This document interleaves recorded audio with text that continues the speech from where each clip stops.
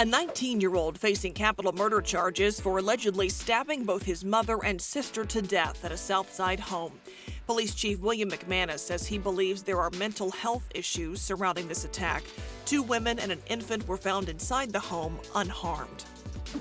One teen killed, another hurt in a shooting at a California mall. Police say it started when a fight broke out in the food court. No information has been released about any suspects.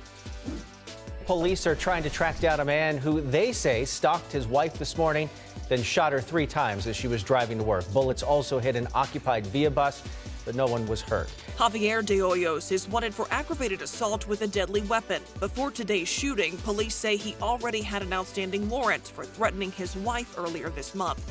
De Hoyos is considered armed and dangerous. Anyone who knows where he is urged to call police. Egypt is facing what's being called an unprecedented crisis as the country deals with an onslaught of heavy rains. Citizens are being asked not to leave their homes unless absolutely necessary. The streets of Cairo already flooded, and the rain isn't expected to stop until Saturday. In Colorado, a mountain lion attacks a sheriff's deputy. It lunged at the officer. She went like this, luckily.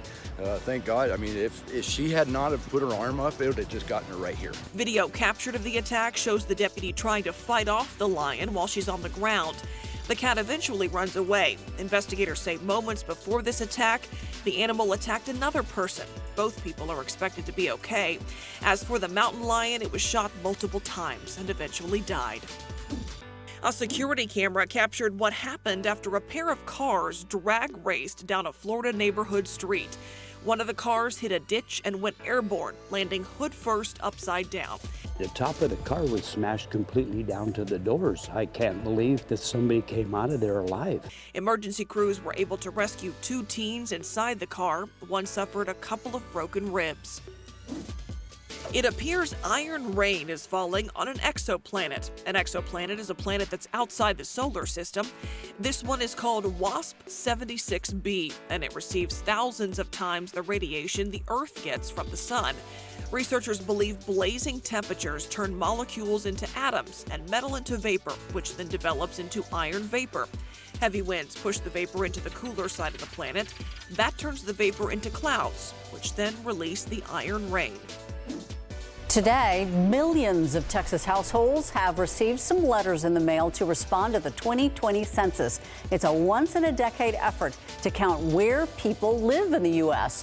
The census serves as a roadmap for how much federal funding communities get for schools, road construction, Medicare, and Medicaid. All letters should be out by the end of the month.